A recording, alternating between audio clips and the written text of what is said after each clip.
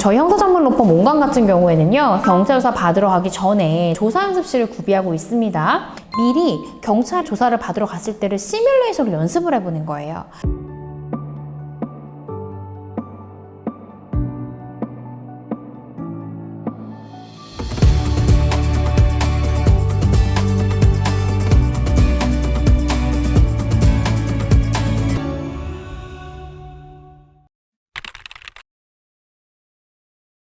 안녕하세요. 여러분의 인생을 지켜드리는 인생변호사, 검사 출신 이고은 변호사입니다. 여러분, 의료계에서도 심정지가 왔을 때 사람을 살리는 4분, 심폐소생술을 하는 그 4분을 골든타임이라고 하잖아요. 법률적인 사건에서도 변호사 선임을 했을 때 그 사건의 판도를 뒤집어 놓을 수 있는 골든타임이 있습니다. 지금 혹시 법률적인 사건에 휘말리신 분들, 변호사 선임을 언제 하는 것이 이 사건을 가장 잘 살려낼 수 있을지 그 골든타임에 대해서 이야기해 보도록 하겠습니다.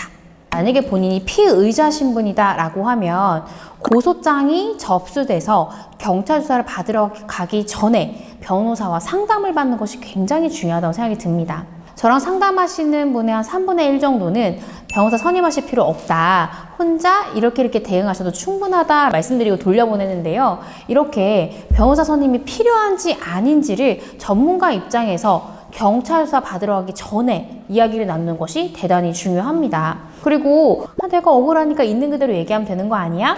라고 생각하시고 그냥 혼자 무턱대고 조사받으러 가시는 분이 있는데요. 물론 억울하죠. 그래서 내가 혐의 없음 받아야 되는 것이 실제적 사실에도 부합하죠. 그렇지만 수사기관에서는요, 일단 피해자가 고소장을 접수하면 이런 피해 사실이 있네 라는 선입견을 가지고 사건을 바라보게 되어 있어요. 왜냐면 이 고소인이 만약에 허위 고소를 했다 라고 하면 무고죄가 될 수 있는데, 무고죄라는 처벌을 감수하고도 이 사람이 거짓으로 고소했겠어? 라는 마음을 갖는 거죠. 저희 온강에서 성공 사례를 만들어내는 대부분의 사건들이 경찰 조사 받으러 가기 전부터 저희가 함께 하고요. 진술의 방향이나 어떤 증거를 언제 낼지도 조사 전에 다 계획을 세우거든요. 그 계획하에 그대로 했을 때 우리가 원하는 결과를 얻는 경우가 대단히 많습니다. 저희 형사전문로펌 몽강 같은 경우에는요, 경찰 조사 받으러 가기 전에 조사 연습실을 구비하고 있습니다. 미리 경찰 조사를 받으러 갔을 때를 시뮬레이션으로 연습을 해보는 거예요. 저나 배한진 대표 변호사님이 수사관의 역할을 하는 거죠. 그래서 실제로 피해자 신문을 하듯이 질문지를 쭉쭉쭉 주고 질문을 하고 의뢰인은 대답해보는 거죠. 그러면 조사 때 갔을 때 경찰이 어떤 질문을 어떤 순서에 맞춰서 하겠구나라는 것을 아시는 거죠. 그리고 내 입장을 가장 효과적으로 전달하기 위해서는 이렇게 대답해야 되는구나 라는 것을 시뮬레이션을 통해서 아실 수 있게 되는 겁니다. 그게 대단히 중요해요. 왜냐면 변호사가 입회를 하더라도 우리한테 불리한 질문이 나왔다고 해서 변호사가 손들고 제가 대답할게요 할 수 없어요. 피의자가 대답해야 돼요. 근데 변호사가 부당하게 개입해가지고 막 대답한다. 몇 번 주의를 주죠, 경찰이. 근데 계속 반복하면 퇴장하라고 요구할 수도 있어요. 만약에 변호사 선임 없이 경찰 조사를 받았는데 나는 나한테 유리하게 진행될 줄 알았는데 막상 가보니까 피해자 쪽 말만 듣고 그것만 믿고 나에게 굉장히 불리하게 조사를 한다. 나 진짜 큰일 났다고 생각해서 이제야 변호사 찾으러 왔습니다 하시는 분들 많습니다. 그때라도요, 변호사 상담을 받으셔서 선임이 필요하다면 하셔야 돼요. 그 이유가 경찰 조사는 마쳤지만 아직 경찰이 1차 처분을 하지 않았잖아요. 그럼 그 사이에 변호사가 선임이 되면 경찰서에 전화해서 저희가 의견서와 저희에게 유리한 증거들이 있으니까 내겠다라고 얘기를 하죠.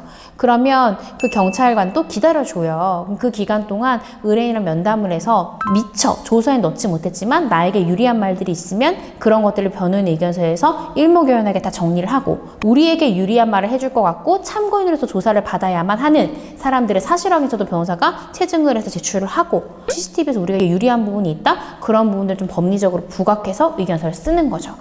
이렇게 써두면 경찰이 의견을 바꿀 수도 있고요. 혹은 경찰은 이미 심증을 굳혔어요. 그래도 그 기록이 누구한테 갑니까? 검사한테 가요. 검사는 피해자를 소환하기 전에 이 사람을 한번 불러볼까 말까, 또 경찰의 보안수사를 내릴까 말까를 뭘 보고 평가해요? 기록 보고 평가해요. 기록에 뭐가 있어요? 변호사 의견서가 있어요. 근데 검사가 기록을 볼 때 의견서가 붙어 있어야 그래도 한 번쯤은 우리에게 유리한 방향으로 생각해 본다.